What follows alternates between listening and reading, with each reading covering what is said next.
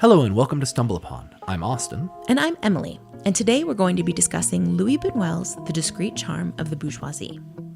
As always, there will be spoilers and plenty of swearing. But if that doesn't scare you, then grab a bowl of popcorn, put on something comfy, because today we're going to be discussing family dinners. Austin, would you like to give us a synopsis of the film? Yeah, I would love to.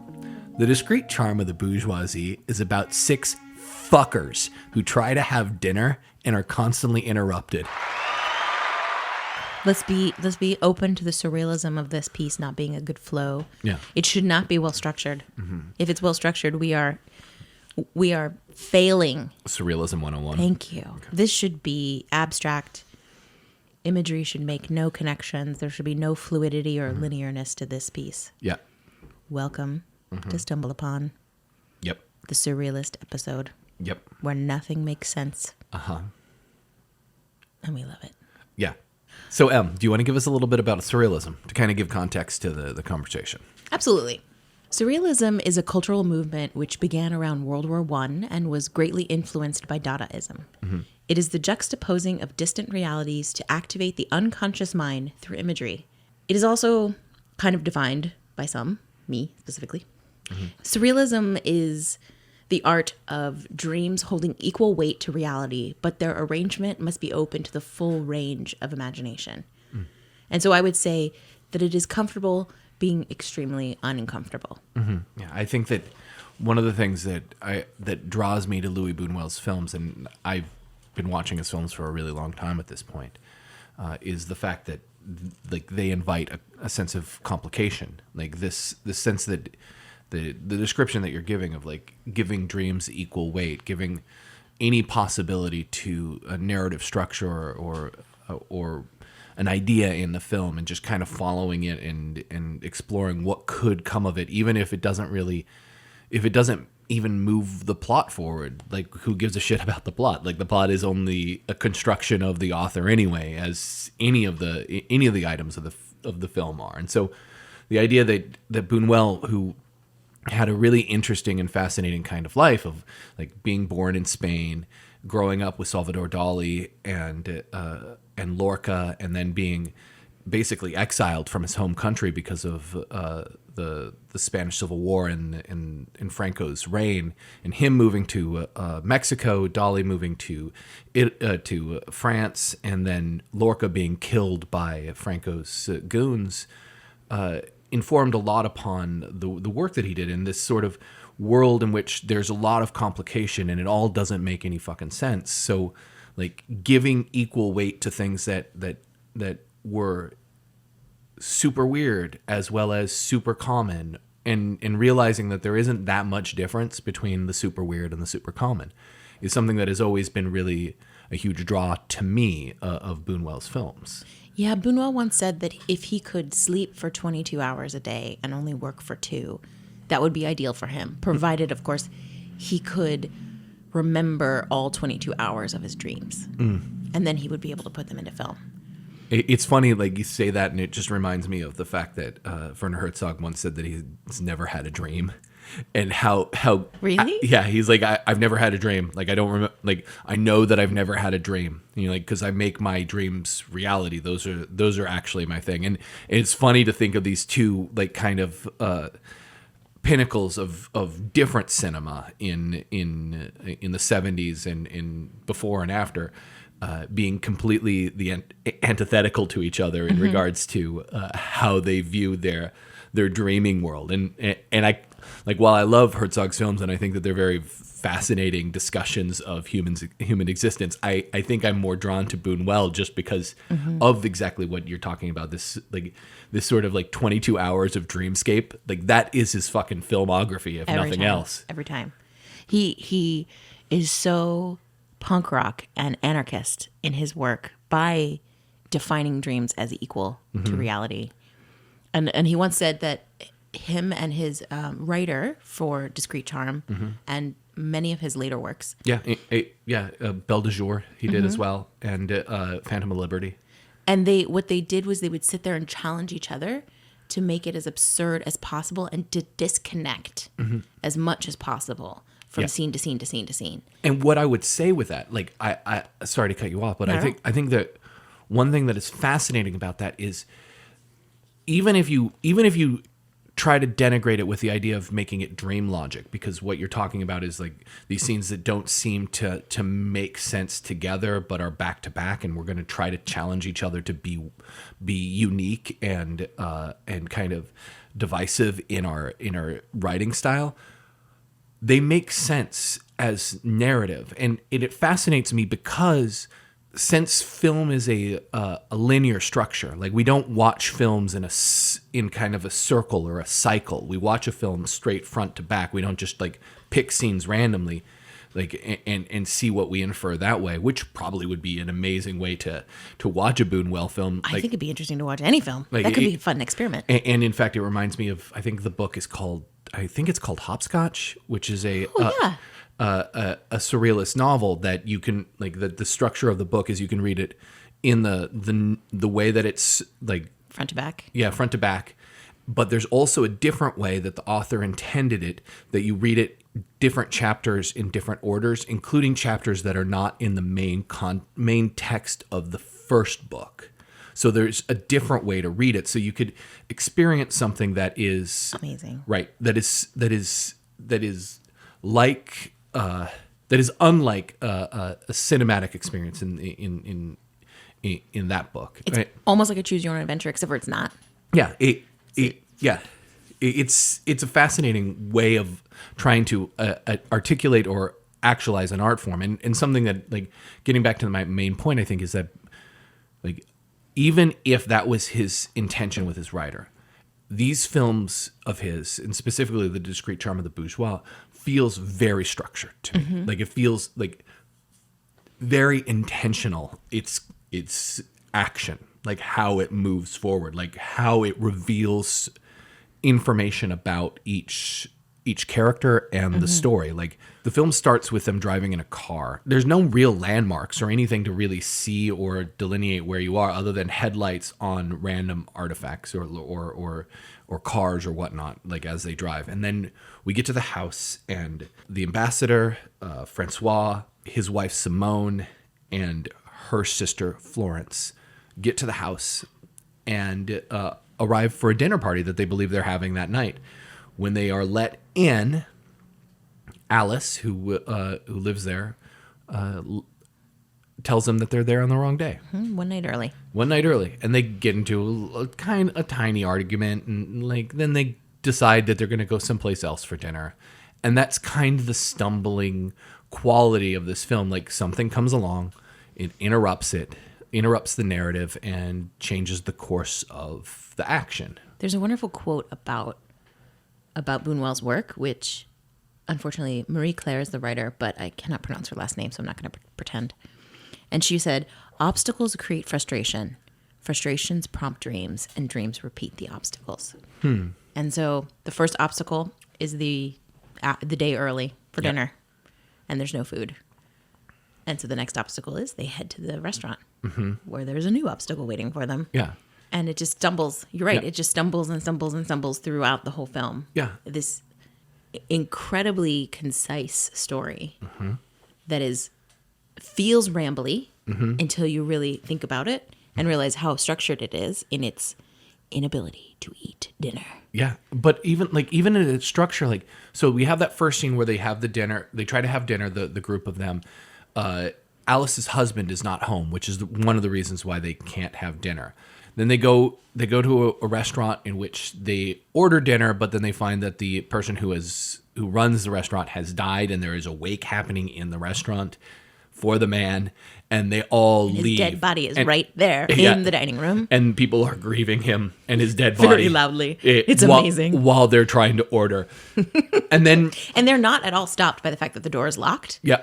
And they're like, and the waitress is trying to, like, kind of slow them down. And they're like, "We're coming in, or we're out forever." And you bringing that up gives me one of the things that I find most interesting about the film, which is a question that I have that comes to me because of the title of the film, The Discreet Charm. So what is the discreet charm? Because the film itself is obviously very, very antagonistic towards the bourgeois and towards this idea of class and the structure of it. And it's something that Buñuel worked on throughout his career. Like The Exterminating Angels, which is the first film that I came to of Buñuel's, is a film about a group of bourgeois people who, after a night at the opera, come to a very bougie house, have dinner, and go upstairs. And the first part of the film repeats. So you see it twice, almost as if the film forgot that it should cut it, but you see it twice. And then all the people in the house, all the servants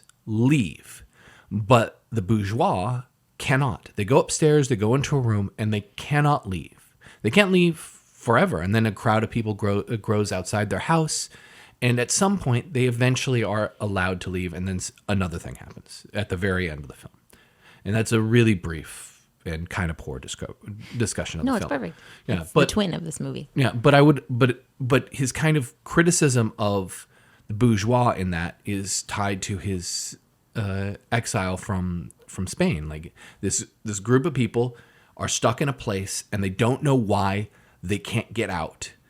And they don't know why other people can't help them, and they don't know why they're being isolated. When in reality, their isolation is because of how terrible of a human being they are, and of a ruling class they are. And that also extends to this film, and you learn it in a slightly different way because after the first dinner, the next scene that we have is we have the ambassador having Henri and Francois over to his ambassador's house, in which they discuss the drug deal that they're doing, and then the ambassador sees a protester from his country, which is a country named Miranda, which doesn't exist, and he pulls out a gun and shoots her toys while she's on the street.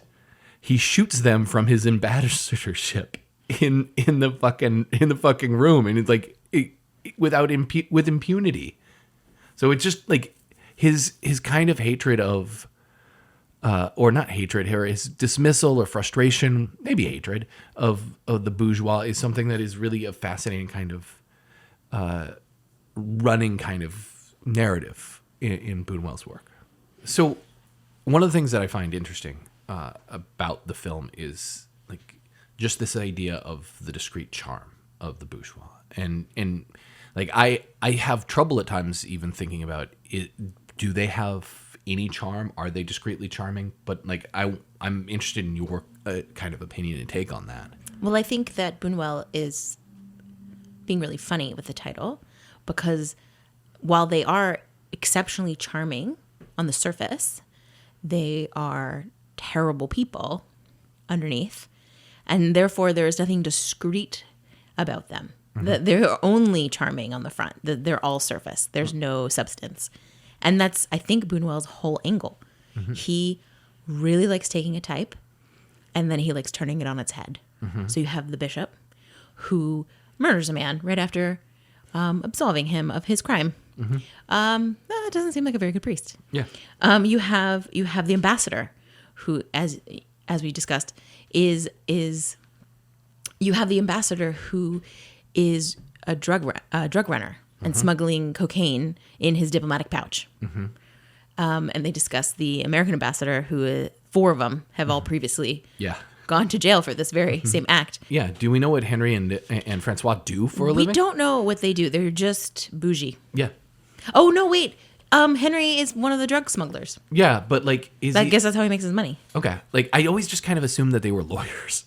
Oh, that's funny. They might be lawyers. Or just like, they're kind of lawyers. Like, they seem like lawyers. They're kind of vibing or bankers or something. Yeah. Man, I don't even know what they do. We don't know what the other 2 do. Yeah. We don't know what the women do either. No, not at all. Other than one of them is a drunk, possibly. Maybe the little sister. Yeah. Florence. And then we know that Inez, the maid, is the maid. Yeah.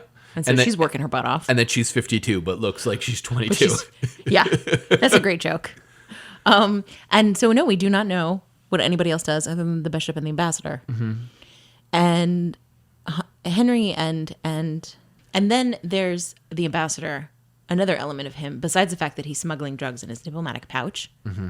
A big no-no, by the way. Is it? It's true. You're not supposed to do that. Huh. I know, shocking. Shocking. Learn something every day. I know, you're welcome, everybody. But what I loved was the comment made by Henry or Francois, what are you going to do? How are you going to invest your money from the drug smuggling? And he was like, well, definitely not in Miranda. And you're like, wow. So not only are you smuggling drugs from Miranda, Yep. we can assume, Yeah. but you're not going to put the money back into your own damn country. Yep. You piece of shit. Yep. And I love how over and over and over again, he is just a terrible ambassador. He doesn't care about his country at all. Right. Except for in his dreams, where everybody criticizes him about his country and he gets upset. And there's a dream in which a colonel or a commander criticizes him and it ends with him shooting. The duel. Yeah. But isn't that the dream by Francois? Yeah, it is the dream by Francois. So it must be in his everyday life. Now, can we talk just briefly about the dreams possibly? We should absolutely talk about the dreams. Because there's a way to look at this film, I think, in which the entire film is a dream. Because because at the very end of the film, the ambassador wakes up. So are all the dreams before it? He wakes up and then he goes and eats food with the most lettuce that anybody has ever had in their fridge, there was so and an much obscene and uncomfortable amount of plastic bags. I know for being in the 70s, there was an awful lot of plastic in his fridge, but there was so much lettuce. Yeah, I've never seen that man does not eat that much lettuce. No, nobody eats that much lettuce. Maybe If he had rabbits, yeah, maybe he's an animal lover. as he sits there and eats all that lamb. Yeah, he eats it while looking at lambs generally. Dark. And like the other thing, like the last thing of the film is them walking again, because there's a bunch of scenes of them walking in a field or on a road in a field, just over and over again, not talking to each other, just kind of walking aimlessly. I love that Buñuel, I've read, that he just kind of came up with that idea while they were filming. It was not part of the script. And so they just went out and shot a whole day of walking. And I just love that he just peppered it throughout the film to get this constant sense of like going nowhere. Yep. And I will say, even though I kind of sounded a little bit deriding towards the walking, I fucking love it. Like, there's so much incredible acting going on with all the performers in all those scenes. Like, all the like minutia and mundane banalities that they're doing. It's just like, it's so fascinating to watch all of them. Like, they are all so fascinating while they're walking. I'm like, what? How is this just a really banal scene and also very interesting? It's like when Alice and Simone they're holding hands at one point, like little girlfriends. And then her little sister Florence is like waving around a big weed. And I think they're passing the big giant like flower. It's not a flower, it's like a weed that they pass between each other, and somebody's holding it at any point. It's like this, they went for hours and hours, and it's awesome. It has that vibe of like it's just shooting for days. Yeah. And just like it gives the sense that I think also the film gives, that like there's no end to the bourgeois. No. Like they're always just going to be kind of there doing generally shitty things. Doing nothing. And looking for praise for it. Well, that's a really good point with them, because I mean, that is of course Buñuel. He's always, again, as I said, turning stereotypes on their head, because the reality of life, especially if he's existing through Franco, they're existing through the First World War, the flu pandemic, the absurdity, as we've experienced this last 2 years, the absurdity of everything. Everything is always on its head. And the truth is that a bishop would kill a man and get away with it. An ambassador would smuggle drugs and with diplomatic immunity do his best to get away with it, and also have a person from his country murdered and get away with it. Right, and the dissident. Yeah, like just getting like, and not even get his hands dirty. Like even present it like, I'm letting you go, and then wave a little flag and have two thugs just show up and put you in a car and disappear you. After he tries to assault her first. First he's going to try to rape her, and when that doesn't work, not like both verbally and physically rape her, like telling her that she has the body for something, and then physically doing something beyond it. And it just gross. it is just fucking disgusting. Oh, all while having it just tried to sleep with his best friend's wife. And what's like, I love that scene. I love that whole sequence because like he and his best friend's wife, so it's the ambassador and Simone, almost have sex, and then Simone's husband shows up. And two things about this. One, my favorite thing is no one in this film seems to know how to get their clothes off. Nobody does. Like it is a comedy of errors just watching everybody try to get undressed.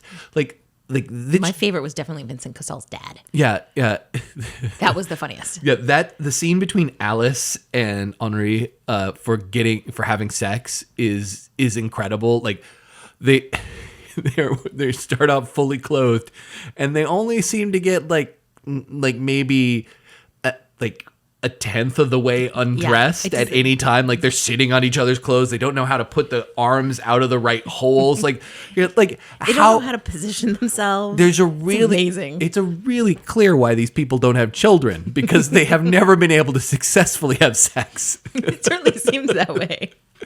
I love that he's playing with the absurdity of sex. I mean, everyone loves to portray it as this beautiful, sensual act, but here he just makes it as ridiculous as possible. Yeah, it's a lot of actually sitting on somebody else's clothes and them not being able to get them off and be like, oh, don't rip it, and not helping each other. Yeah, you're so wrapped up in trying to get your own clothes off that you don't realize both of you are somehow trapping the other person's clothing underneath them. You're like, I don't understand what's going on. I mean, in that scene you're mentioning with the ambassador and Simone, she's even talking off screen. I can't get this dress. This dress is really hard to get off. Yeah. And he's sitting there popping his Viagra and just being like, I'm focused on this. Yep. And it's like, dude, no, are you guys connecting in any way? And that's actually a really good point, because when he gets interrupted by Francois showing up, they all go back into their socially accepted norms of being like, okay, so I can be okay with my wife being here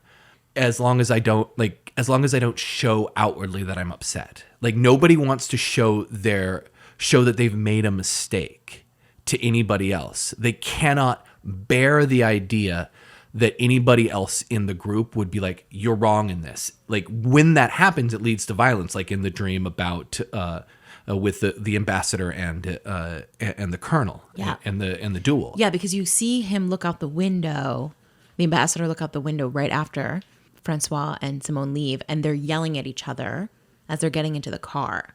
So Francois is pissed and like clearly understands that his wife is having an affair. Yeah. But you're absolutely right. They don't confront the friend. Yeah. It's just like everything goes back to surface. Everything has to be discreetly charming on the surface. Nobody go beneath the surface and get to know any of the ugly, dirty details. Yeah. They're fine with everybody's hypocrisy as long as nobody calls them out on it. Absolutely. Like you're like, it's fine.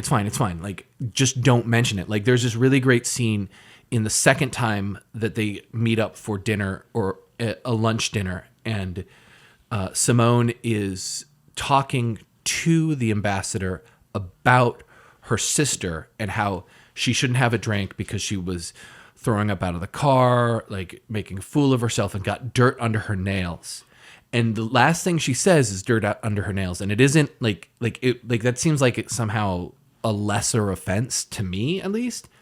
But then the little sister's like, I'm not the one who did that. And there's a look that Delphine Segrid gives to the ambassador, the actor who plays Simone, that is just fucking amazing. This like, don't call me out on this. Like so embarrassed. So embarrassed about the idea that there could be dirt under her nails. So exceptionally rendered in the sense of like, this is the thing that actually bothers her. Like her sister's not bothered by being a fall down drunk and throwing up everywhere. She does it immediately after that. Exactly. And also the fact that at the time that they're talking about this dirt in the nails,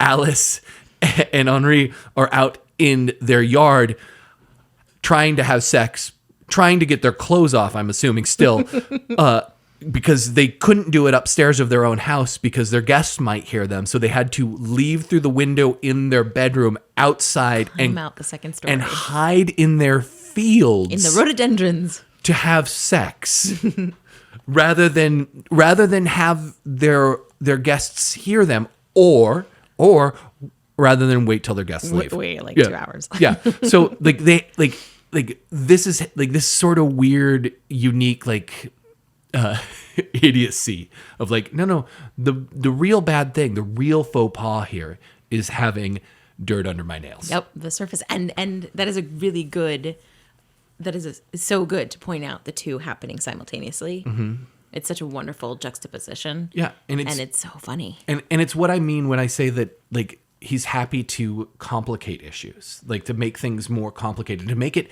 actually a lot more difficult to maybe watch casually. I mean, yes. And obviously, like very dense. Obviously, as for American viewers, who most of us don't speak two languages, like watching It's too bad for you guys. Yeah, watching a film in French requires us to look at the subtitles, so there's already a level of being like, oh, there's multiple thoughts that I have to hear. So Boonwell is like, I don't give a shit. Like, there's multiple thoughts. Fucking, is this a dream? Is this what do you think this is? Like, engage. Fucking engage. Don't view this as a simple thought. Yeah, no, and I do. That's true. I really love that about his work is too often we have really not dull, but just super simplified cinema these days.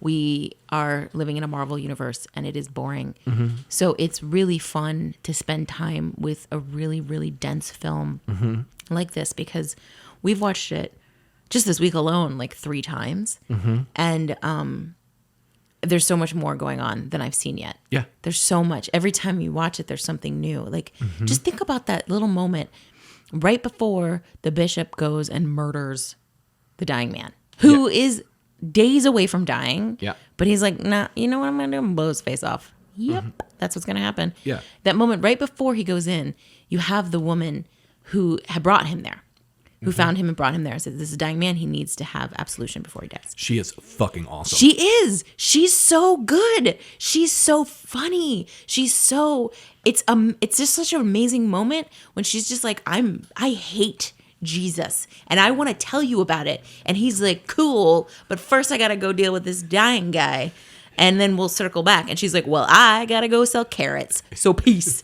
And it's just awesome. It's so like, but it's life. Like we are out for a walk and we go to get a coffee and you never know who you're going to run into that tells you everything. Yeah. I mean, that is the interesting thing about life. It's like how many times have there been trauma dumping in the world? Like the scene at the tea house, which very much vibes with Anna Biller's Victorian tea room. Yeah.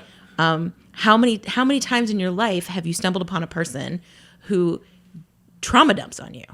Like, and then it happens multiple times throughout this film. Yeah. Where people are like, blah. Yeah. And it's awesome. And speaking of that scene, it's a really fascinating set of sequences because like you start off like the scene starts after the first time we see the group walking. Like it's the first time, like it's a kind of like a palate cleanser. And then we get to have the only scene with all the women who are in the film talking. Oh, it is the only scene where all women are. Right. And what I find what I find fascinating and something that like I'd like to hear your opinion on as well in regards to this is happy to provide it. So the scene starts with the women sitting down. The sister comments how she hates the cellist. Oh, she makes her sister switch chairs with her. I love that. But all the while, this scene is framed so that there's one chair at this foretop that's empty and it's in frame. So we know from like visual cues from the very beginning that somebody else is going to enter the scene. But the first person who enters the scene is the waiter who takes their order for tea, which he'll come back 3 times and tell them this place that serves only tea, it seems, doesn't have any tea. No tea. It doesn't have any coffee. No coffee. No milk. Yeah, and no herbal tea. And definitely doesn't have any cognac. Nope. But if they ran out of water, they'd be really in trouble. And you have the feeling if the scene went any further, that they would be out of water too. But so there's this empty chair, and the women are like talking to each other about the cellist. They switch chairs, and then I know, she's such a child in that moment. I love it. oh, it's great. And then one of them notices that a soldier, a lieutenant, is looking at them. And what I find really interesting, one, is that it's Alice turns to Simone and says, "Do you know him?" And she says, "No, he's a lieutenant." And I find that interesting because this scene is right before the scene where Simone, goes to have her rendezvous with the ambassador. And it makes me just kind of wonder upon multiple viewings if it's an open secret that Simone has multiple affairs. Because she doesn't because Alice doesn't ask Simone's sister. She directs the question only to Simone. Well, I had two reads of that. Yeah, please. One was that it was first because Simone was like, "Oh, he's a lieutenant," and she's like, "Do you know him?" As in, it doesn't happen that way. She says, "Do you know him?" And she's like, "That person is looking at us." And she goes, "Who?" And like, "Do you know him?" Like, "No, but he's just a lieutenant." Like, I guess I'll have to go back and watch it again because I thought it was reverse, and it was just because she could read his stripes. Okay, well, I definitely think that Alice knows Simone is having an affair. If not, hasn't had multiple affairs. They've been best friends forever. Yeah, is how it vibes anyway. And so you get the sense that she definitely knows her friend is sleeping with someone else, and maybe she's like, "Oh, is it this guy?" I agree with you on that. That I think it does definitely vibes that way. But because you definitely see the two of them have such a bond. Yeah. And the sister Florence is so on the outside. And wonderful. Like she's such a great third wheel. Yeah, she's great. She's such a trauma fest, but never actually executes anything. Well, she seems like she's a hot mess and we're like ready for it, but then we never get to see her execute her hot messness. Well, what you're describing goes right with the theme of the film. Like she gets interrupted every time she's about to do her hot mess act. Oh yes, when she's when the lieutenant sits down. Yeah, the lieutenant asks them all, like he comes over and sits down, interrupts them, tells them who he is, and then sits down and then asks them, "Did you have a happy childhood?" And I want to, like, this whole lieutenant scene is fucking amazing because Jesus Christ, he sits down, asks three people he probably doesn't know, maybe knows Simone, we don't know, doesn't matter, doesn't fucking matter. He asks them. Don't think he knows them. First thing he says is, "Did you have a happy childhood?" Alice and Simone are like, "Yeah," and Florence is like, "Well, actually, I had the Euclid syndrome or Euclid something," and he's like, "Let me tell you a story." Let's get ready to hear about me. I'm a white guy. And just like a white guy, he just dumps out all of his thoughts. And there's a couple of really interesting things about his thoughts because it's a great scene. It cuts to a new scene, which starts with a woman entering a room. And you think that, or at least I thought the first time I saw it, that this woman is his mom that he's going to talk about. No. This woman is not his mom. It's just the person to bring the young version of him, maybe a maid, maybe the head housekeeper, I don't know. Just bring the young lieutenant before he's in like a 12-year-old version of him to his father. And then his father tells him now that his mother has died that he's going to military school. And then, I don't want to deal with you. I don't want to deal with you. You need to have some discipline. Here you go. And then the kid leaves the room, kind of plays in a hallway, and then sees his dead mother.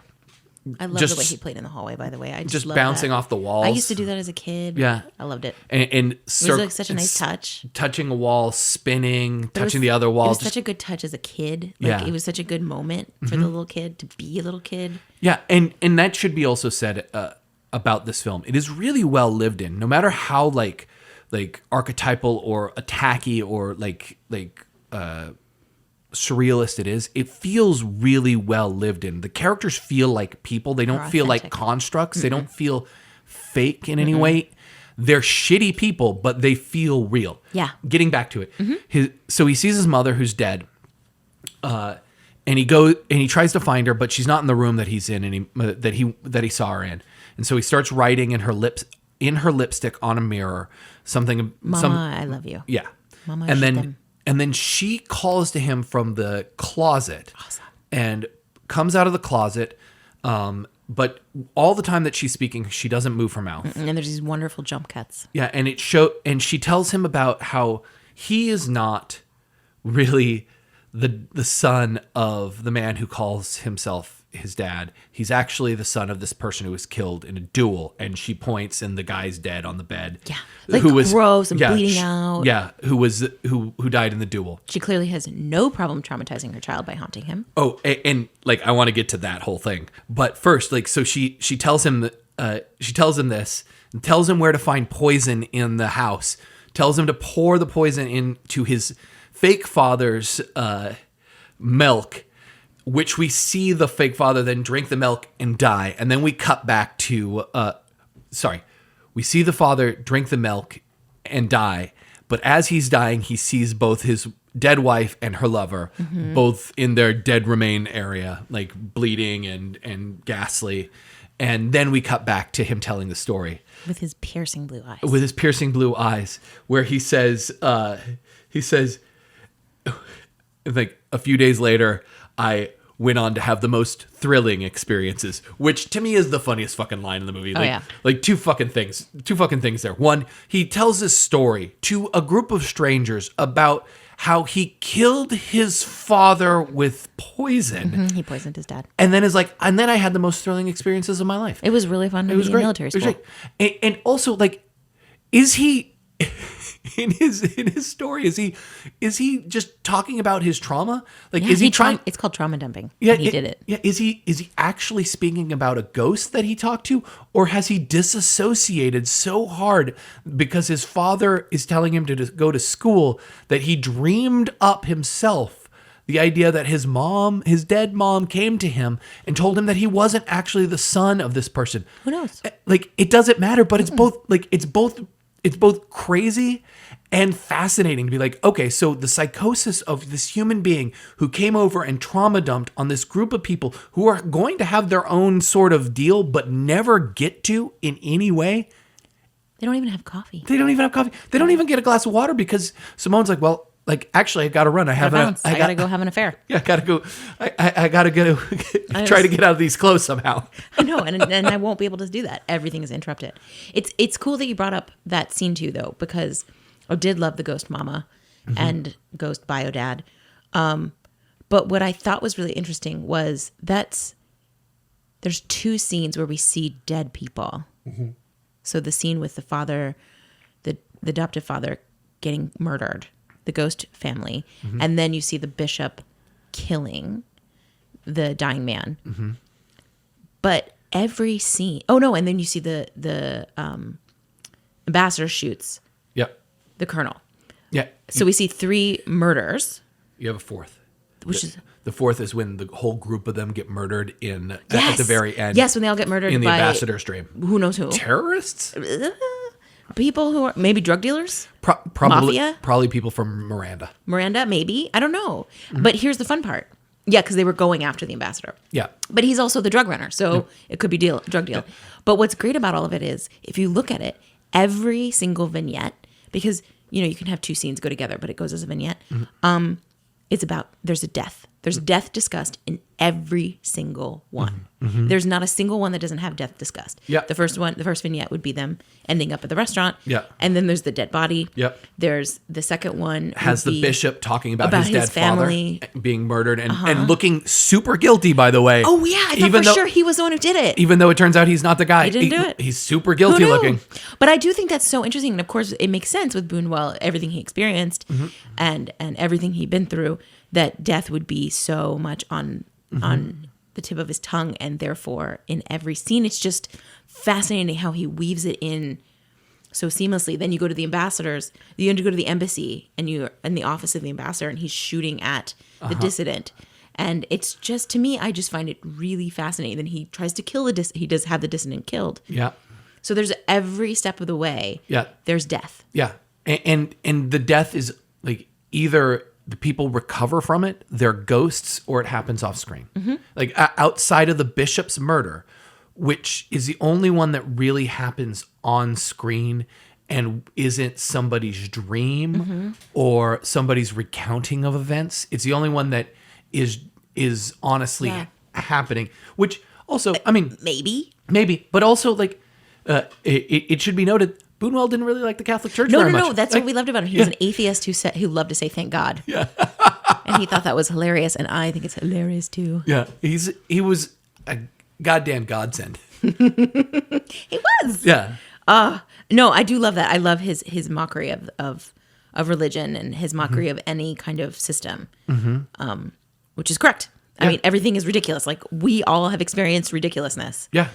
On many, many levels. And I think we all can agree that it is very cathartic for the heart, especially after this pandemic, to spend time in surrealism. Yeah. And I look forward and hope that we see a real, the new wave of surrealism now that we have been through so much, that Dadaism comes back, surrealism comes back, that we all as artists start to explore that form of storytelling, because everything is ridiculous. Yeah. And if you don't think it's ridiculous, you're not paying attention. COP26, they're not doing anything. Nothing's going to happen. No. The world is going to burn. Yeah. And we're like, well, but I mean, do we really want to get rid of cars? But I love eating meat. You know, and you're like, it doesn't matter what you like. We have to protect the planet. Yeah. And nothing will happen. So surrealism, this is the moment to bring it back. Yeah. It's fascinating, like, just to realize that everything that has been created by man is a structure by us. Yes. And we subscribe so fully and completely to these structures that we have built for the most part. And are imaginary. And I think that that's kind of the thing that Boonwell's getting at, and even the surrealist thing that you read at the beginning gets at, is there is no real difference between our dreaming life and our real life, because both are fucking absurd. Yes. Like, and the quicker and the sooner we come to a realization that this all these structures and manifestations of world is kind of nutsoid, like, it'll be easier to digest some of the shit that people do with it. Which leads into perfectly a quote from Boonwell that I wrote down. Mm-hmm. I aim to disturb people and destroy the rules of a kind of conformism that wants everyone to think they are living in the best of all possible worlds. Mm. And I think that's really important, because too often we think that we can't break down the structures, and we think we have no right, or that the generation before us did it and we are obligated to continue it, or that that's the way it is. So you have, like, for example, just in our reality right now, the kind of destruction of the workplace, like the breakdown of people saying, no, I can work from my own space. I can be responsible for my own work, and I don't need to be in an office space, and how the new changing of the system, the changing of the guard, is just a reminder that everything can shift and everything is malleable and nothing is real. And that's what's so great about surrealism. It's like constantly reminding us that this is all fucking made up and imaginary. Yeah. So have fun with it. Yeah. And I think that like, to kind of get back to the question that I asked earlier, like, I think that might be what the Discreet charm is this idea that you could look at the houses and the lives that they're living, and you could take out some of the specifics, and you could go, you know what? I'd really like to live in a big house in the country with gardeners and great lawns and have friends over for lunch. And I'd really like to be able to afford all of this and maybe be an ambassador or be well-to-do in some way, shape, or form and have really pretty and fancy things. But at the end of the day, what the film is pointing out is all those things, all those kind of highfalutin, like bougie seeming things, all these motherfuckers actually want is dinner. That's all they really, really want. Dinner and sex. Dinner and sex. And they're not even good at the sex. No. And who knows if the food is good? Well, I mean, the lettuce. Probably not. Yeah.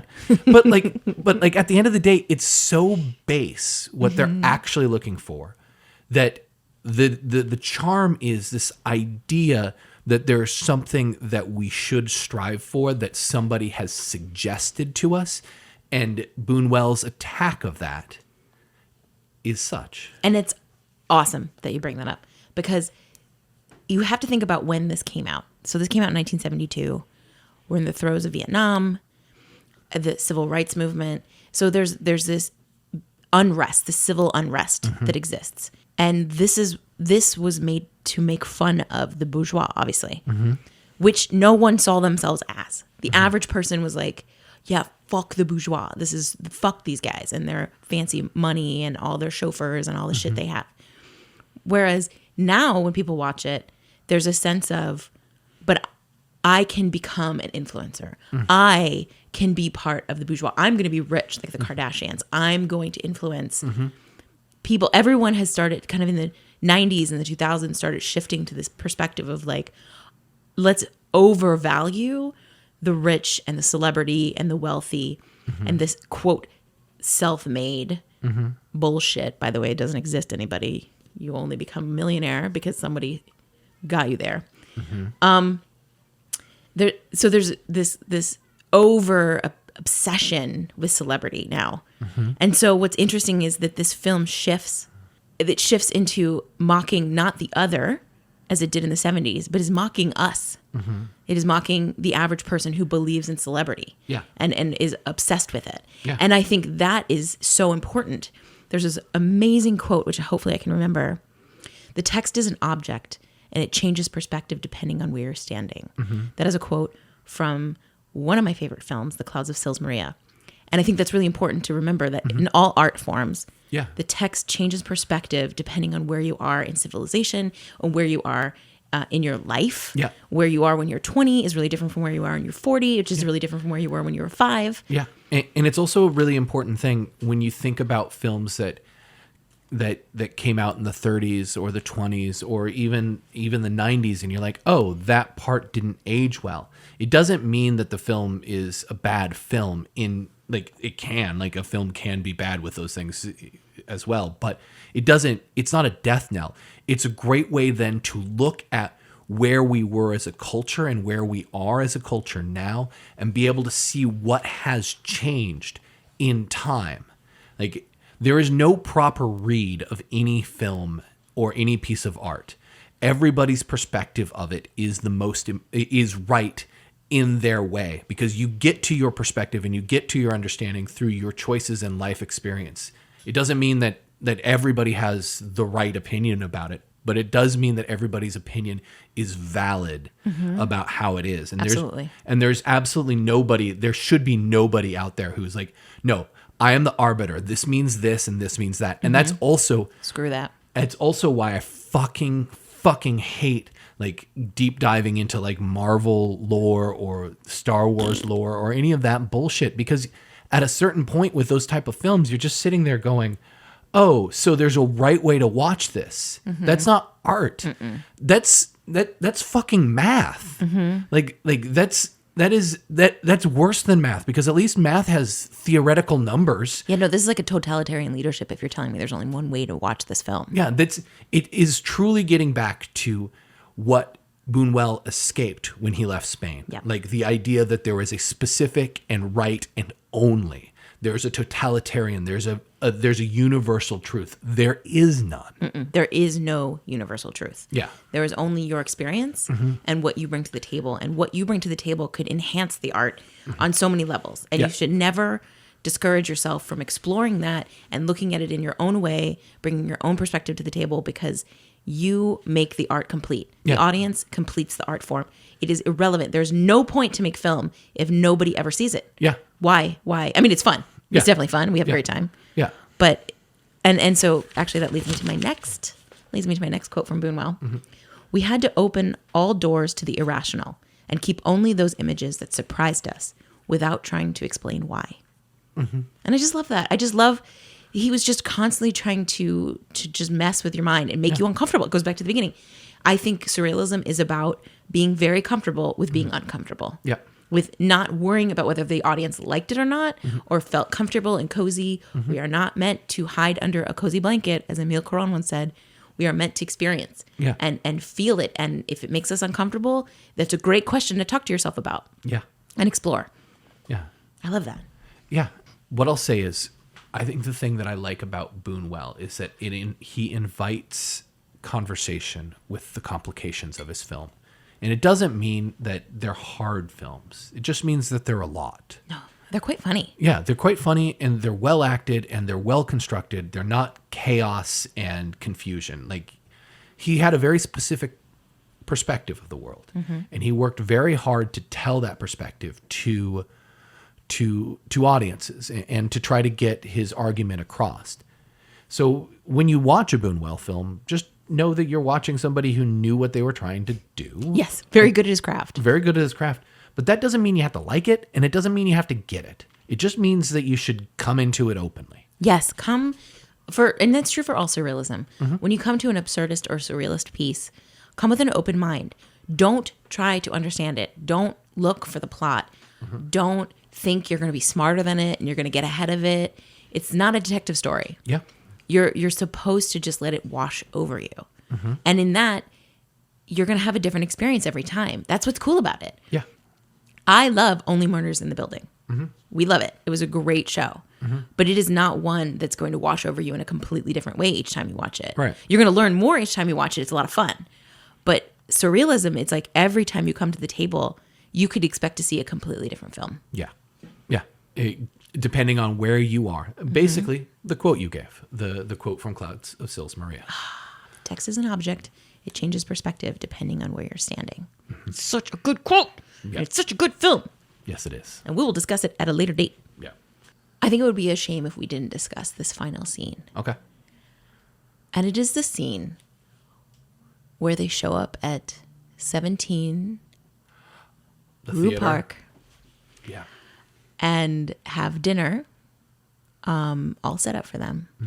And it is in the theater. Yeah. Correct. The theater scene. Yeah. The scene is awesome. Not just because it immediately is similar to the following scene at the Colonel's house, which is, of course, where they were supposed to be going once they were interrupted by the military coup. Which is, it's such a bummer when you have a wonderful dinner plan and a military coup interrupts it and decides to fight on your lawn. And I get it. And tangentially, it's incredible that the military coup starts up, or the whatever the fuck it is, the military exercises is on the lawn. Yeah, it's happening on your lawn. But before they get to do that, they have a conversation where they're like, "Oh no, this guy had a really great dream. So let's listen to this really great Settle dream. in. Hey everybody, Get some wine." And he tells his dream, and it's again about death. Like Always about death. And it's actually a really incredible and kind of beautiful story about like your experience with losing and longing to have your parents back. But the best is he gets done with it, and somebody at the table, they're all like, all our main characters are sort of like, oh yeah, They are focused. and then all and there are like 20 now fucking military men sitting there, and one of the soldiers is like, tell the one about being on the railroad. That one was great. They're like, let's do it. Let's bring in your other dreams. This guy is the dream whisperer. He tells everyone. And that dude is totally the guy at the bar going, do Freebird. He's like, do the one on the rail. Do that one. I need that one. Oh my God, they're like obviously trying not to go do their exercises. Yeah. I love that they just walk in and then they get to sit down and be like, well, we're going to eat dinner. Yeah. And then the bishop, and I love that Alice is like, hey, Bishop, I need you to go get some chairs. And he goes to get chairs and she's like, not those chairs, you asshole. And he's like, oh, and he goes back and she's like, fine, it's fine. Just put the chairs down. Yeah, and I'm like, I love that. Such a great joke. But I was trying to talk about the theater. Yeah. Because I digressed. Yeah, as we do. But I just really loved the element of bringing their performative lives into an actual performative space. Yeah. And have the curtains pulled back and everybody's nightmare played out of, I don't know my lines. When Vincent Cassal's dad looks at everybody and he's sweating and he's staring at the audience, he's like, I don't remember my lines. I don't know what I'm doing here. It was so funny. And I love the guy under the stage that's feeding the lions. Yep. And the bishop tries to do it and then he's just like, nope. The women are just like, they're right out. Oh, and I love... It's so great. I love that, what's her name? That Florence immediately like recognizes that the space is weird. Like she goes up to the like where the coat of arms should be, and there should be like a couple of swords on a shield, and it's just painted, and she's just touching it. Yeah, like she doesn't notice that it's 2D. Like she's confused by it in a proper way, but also confused in like, this isn't real. Like, what is happening? I know. Or that they think they're drinking whiskey and they're like, it's this is terrible. Cola. It's quasi cola. And then the waiter or the servant comes out with the chickens and Rubber they fall off the plate, and he just picks them up off the ground and puts them on the table. I know. Before the curtain rises. Oh, it's awesome. Oh, it's great. It's such a great scene, and I love that it then goes deeper into the Colonel and then the So before it goes to the Colonel, like it's revealed that was Vincent Cassal's dad's dream. Henri's dream. Yeah, no, he's Vincent Cassal's dad. He doesn't have an actual He name. doesn't have his own name. He's just Vincent. pre-Vincent. Yeah, because he looks just like him, but he's the pre-version. He's like in his dad. He's like an egg is a pre-bird. He's a pre-bird. Okay. He's a pre-Vincent. He's a pre-Vincent. And the pre-Vincent. Yeah, he's wakes a up from, walking ambular pre-Vincent. So pre-Vincent wakes up from his dream. He wakes up from a dream on the couch, fully dressed in a tux, and his wife is just sitting there, hanging out, like reading. I think she's reading a book. Yeah, and they're late to the dinner And at the Colonel's house. Super cash about it. And they get a phone call. They're like, "Oh yeah, we thought it was at a different time." No, something? I think he was just like, I fell asleep. Yeah, I felt okay. Yeah, No, and it's they're like, sorry. "We're waiting for you." Like, sorry. And then they show up there at the Colonel's dinner, where The ambassador gets into a fight. Yeah, where everybody insults the ambassador about how shitty his home country is and how ridden with poverty and corrupt and violent it is. And then he gets into a fight with the colonel. Which he doesn't ever really say no. Yep. He just is like, deflect. And he also tries to escape rather than like he tries to He doesn't escape. want to engage. Yeah, he's afraid, like, again, getting to the theme of like being afraid of being called out for the things that actually are you. Like, really, like, how prescient is that now? People who are afraid of being called out for the things that they've actually done. Yeah, for the people they really are. Yeah, you're like, don't call me the Or thing their I actions. am. Yeah, Whatever actions they've taken. yeah. Don't call me out for the thing that I did to you, that I directly did to you. Like, okay. Are you saying that we as humans have been the same the entire time? Oh my God. I think that might be true. Maybe it's not new. Maybe it's not new. We've had so many wars. And at the end of that, that sequence where he shoots the colonel, it turns out to be his friend Francois's dream. Yes. Again, Who he wakes up from. He wakes up and he's like, And his wife is reading. Yeah, and he's like, I just had a dream that I dreamt Henry's dream. You're like, what? I love that. God damn it. It's deep dive in dreams. Yeah, deep drive in dreams. I'm here for it. Yeah. I loved it. And then, okay, so I have a question for you, Austin. Yeah. It's about women in this film, the representation of women in this film, Yeah. the roles they play. Like, how did you, especially with the fact that you've watched so much of Buñuel, how do you feel like Buñuel represented women in this film? Yeah. I find it really interesting because they don't have seemingly any agency whatsoever at all. Like they're either making dinner or wanting to have sex with men. Like really, like Yeah. the woman from Miranda, who is the activist, wants to kill the ambassador, and she might have the most agency of everyone, and then she's sexually assaulted by the ambassador, and so there's And then murdered. So out of our main characters, like they don't really have anything to do other than kind of flit around, which I think is really the point of their characters. Like the men don't really have a lot to do more than scheme and try to keep their status. Yes. And so I think everybody's about keeping their status. and so there's just a real incredible superficial nature to every one of the characters. But I found it striking to watch this because of watching other Buñuel films like Tristiana or Belle de Jour or even like Simone of the Desert or Viridiana as well, like where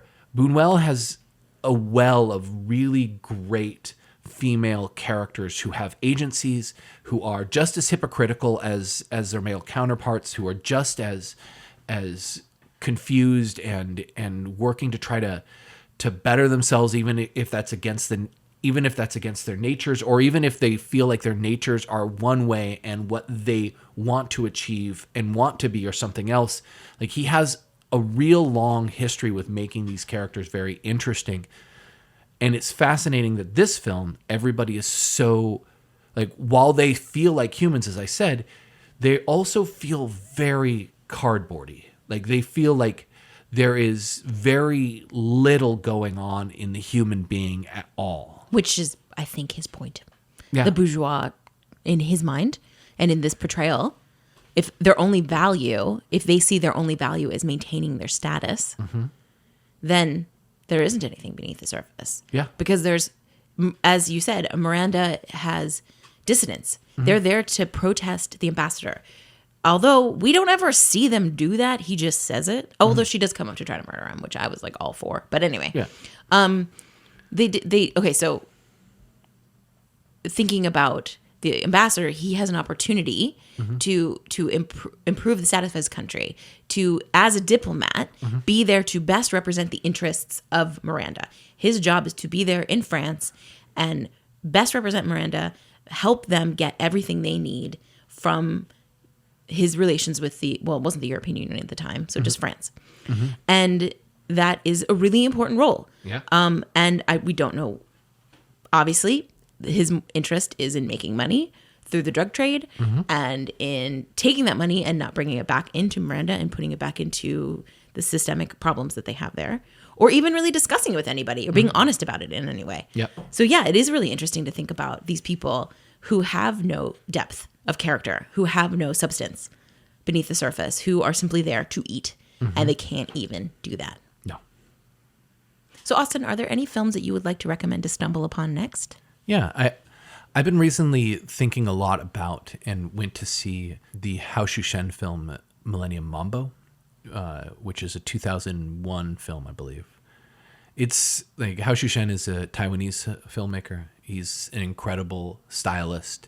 He's interesting because he has a really wonderful aesthetic of long takes. So you have to, again, kind of like Buñuel, you spend time watching a scene, and it really behooves you to watch something more than once of his, because you're going to see how bodies move in space. You're not just going to see close-ups of faces and see close-ups of like insert shots of somebody moving something closer to somebody else. You're like, ooh, that dossier means everything. Watching a Hao Shushen film is like watching just an exquisite painter craft beautiful landscapes with people. And Millennium Mambo is a wonderful film, which includes one of my favorite opening sequences that I've ever seen in cinema. And I'll just leave it with that. Em, is there something that you'd like to recommend? Yeah. I think I'd like to recommend some more surrealist work. And I'm thinking Jean Cocteau's Beauty and the Beast. It is exquisite. Yeah, it's the best. When you sit down with it, just let it wash over you. It is really, pay attention to what's happening in the scenery. I don't want to give anything away, but it is the best interpretation of Beauty and the Beast I've ever seen. I believe you told me his lover plays the Beast. Yep. Which is so cool and so progressive. Then I would like to recommend Almodovar's Women on the Verge of a Nervous Breakdown. Yeah. Which is funny as shit. And our next one. It will be our next episode. But also, it's just so funny. It's so 80s. It's so vibrant. And watch it. It's also a really important film, like thinking about Spanish cinema, just like the progression of Spanish cinema from Buñuel, who created surrealism in cinema in a lot of ways with the film work that he did with Dolly. And then by the time that he had passed, as Franco had passed, you move into this incredible new era with Almodovar. And like there's all these really wonderful Spanish filmmakers in between the two, but like as pillars or touchstones to two separate eras of Spanish cinema, like you couldn't do better. You're welcome. And also, I like to point out that both Jean Cocteau and Almodovar queer as fuck. So you're welcome for that. And then I'd also want to point out some art. You did a lot for I did. I made their art. Yeah. It was me. It was all me. You're welcome. I did that. You're taking credit in post. I will always take credit. I love that. Yeah. Yeah. I'm just learning from the white guys around me. Hey, well, you're welcome for that. Well done. But I want to also recommend a piece of art. I want to recommend an artist in the surrealist vein. Okay. Magritte, René Magritte, the Belgian painter, who I deeply love and have loved since I lived in Brussels. Yep. And I would recommend checking out his work. It is fantastic. And I just go stumble upon it. And the last piece that I would like to recommend. The last piece? The last piece. Your PS to the PS? PPS. The last piece that I want to recommend is ours. Self-tape. It's a short film, surrealist, absurd science fiction. It's 12 minutes long, and there is a private link in our show notes today. So if you would like to see it, you can click through and watch our little piece of surrealism, which I hope you enjoy. Yeah. So as always, you can find us on Instagram at Fishtown Films. Yep. We'll be posting what we're going to be watching next, what we're going to be talking about next, other recommendations, and of course, you get behind the scenes of what we do. Yeah. We really appreciate you guys being here with us today and listening, and we hope you enjoyed our discussion of Buñuel's The Discreet Charm of the Bourgeoisie. Take care. Bye.